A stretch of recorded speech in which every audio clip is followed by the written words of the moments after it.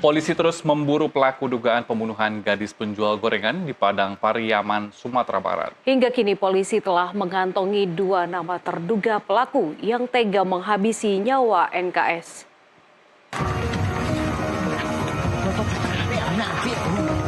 Inilah aksi pengejaran polisi dibantu warga dalam upaya untuk mengungkap pelaku sebenarnya atas kematian remaja penjual gorengan yang ditemukan tewas terkubur tanpa busana di Padang Pariaman, Sumatera Barat.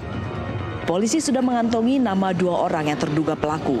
Dan ini sudah malam ketiga, mereka terus menelusuri lokasi-lokasi yang dicurigai adalah tempat persembunyian terduga pelaku.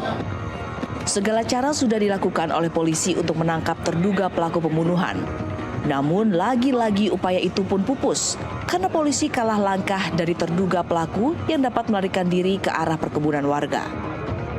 Awalnya polisi mendapatkan informasi dari warga sekitar yang mengetahui jika terduga pelaku sebelumnya menjalankan aksi bejatnya menghilangkan nyawa korban, sempat melihat jika pelaku membeli gorengan dagangan korban. Kemarin di daerah Pasar Gelombang, warga menampakkan di terduga pelaku sekitar sana dan melakukan pengejaran. Sempat terjadi letusan senjata dari pihak kepolisian. Ramai bang yang mengejar? Ramai, sampai jam 2 malam masih terjadi juga pengejaran. Sampai ke daerah Andoring, ke Salodako. Sebelumnya terduga pelaku ini sempat membeli dagangan korban ini? Ya, waktu kejadian hari Jumat sore itu, informasi dari masyarakat juga, terduga pelaku membeli dagangan yang korbannya ini. Saat hujan lebat, terduga ada beberapa 4 orang yang sering nongkrong di sekitaran musala dekat kaum pusara Sikumbang. Di saat Nia mau menuju pulang, yang terduga ini melakukan pengiringan dari belakang. Makanya disangkakan ke beliau kenapa dia yang menghilang di saat itu. Sampai sekarang dicari di rumahnya nggak ada lagi? Sampai sekarang dia nggak lagi. Kini polisi diminta untuk terus menemukan pelaku pembunuhan yang tak punya hati, agar motif dari pembunuhan keji itu bisa terungkap. Sehingga pelaku mendapatkan hukuman berat dan setimpal dengan perbuatannya karena sudah menghilangkan nyawa NKS remaja penjual gorengan. Dari Padang Pariaman, Sumatera Barat, Mardi Rosa Tanjung, jurnalis NTV melaporkan. Sementara itu, kematian NKS gadis penjual gorengan di Padang Pariaman, Sumatera Barat disesali bos gorengan tempat korban mengambil barang dagangan.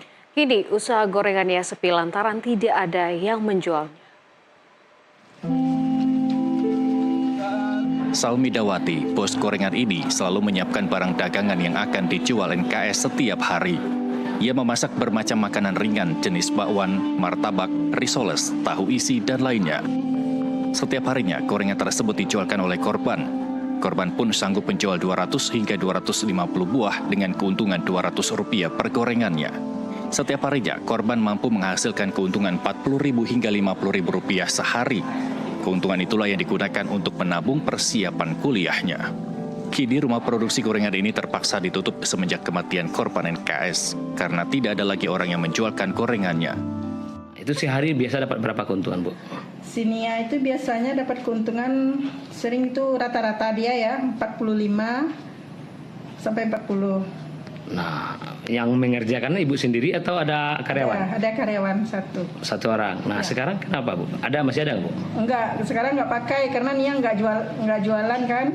Jadi sekarang kan buat jualan buat pagi aja. Nah, biasanya kan pagi sore bikin gitu kan. Jadi nggak keburu kalau dikerjain sendiri. Sekarang sore nggak bikin lagi, Bu ya? Enggak. Kini supaya produksi gorengannya tetap jalan, pos gorengan ini pun menyiasatinya dengan menjualnya pagi hari dan dengan cara menitipkan ke kantin-kantin sekolah. Dari Padang Pariaman, Sumatera Barat, jurnalis NTV Mardi Rosa Tanjung melaporkan.